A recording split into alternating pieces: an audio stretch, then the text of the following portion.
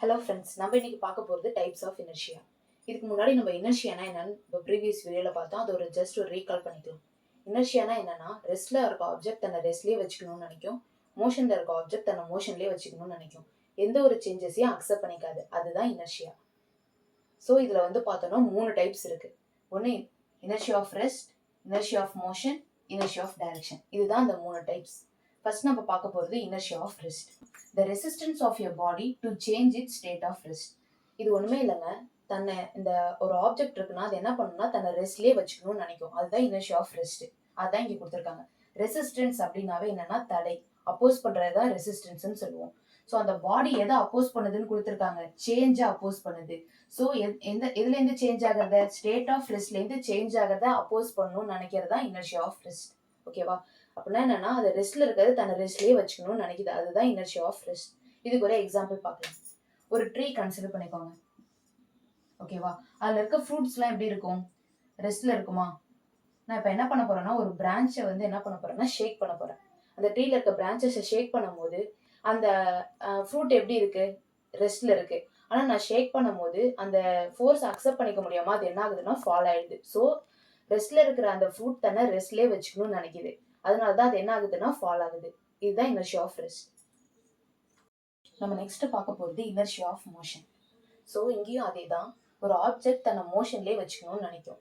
வேற ஒரு ஸ்டேட்டுக்கு சேஞ்ச் ஆகிறத அக்செப்ட் பண்ணிக்காது. அதுதான் இங்கே கொடுத்துருக்காங்க. The resistance of your body to change it state of motion.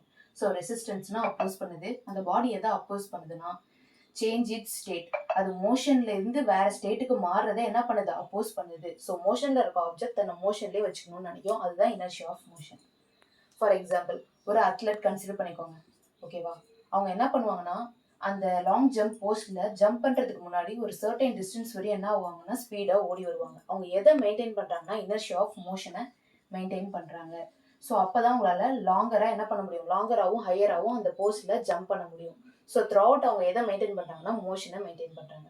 இதுதான் இனர்ஷியா ஆஃப் மோஷன்.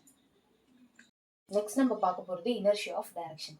ஸோ ஒரு ஆப்ஜெக்ட் எந்த டைரக்ஷன்ல மூவ் ஆகுதோ அதே டைரக்ஷன்லேயே த்ரூ அவுட் ஃபுல்லா டிராவல் ஆகணும்னு நினைக்கும். டைரக்ஷன் சேஞ்சா அக்செப்ட் பண்ணிக்காது. அதுதான் இனர்ஷியா ஆஃப் டைரக்ஷன். அதுதான் இங்கே கொடுத்துருக்காங்க.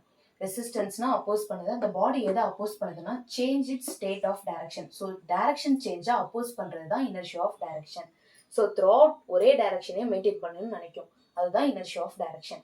ஃபார் எக்ஸாம்பிள் ஒரு கார்லயோ பஸ்லயோ நம்ம மூவ் ஆயிட்டு இருக்கோம்னா கர்வான ரோடு வரும்போது கார் என்ன ஆகும், கர்வா மூவ் ஆகுமா? அப்போ மூவ் ஆகும் போது ரைட் டேர்ன்ல மூவ் ஆகும்போது நம்மலாம் எப்படி மூவ் ஆகும், லெஃப்ட் பக்கம் மூவ் ஆகும்.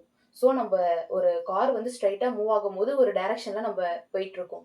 ஸோ சடனா ஒரு கர்வ் வர இடத்துல நம்மளால என்ன பண்ணிக்க முடியல, அந்த டைரக்ஷன் சேஞ்சை அக்செப்ட் பண்ணிக்க முடியல.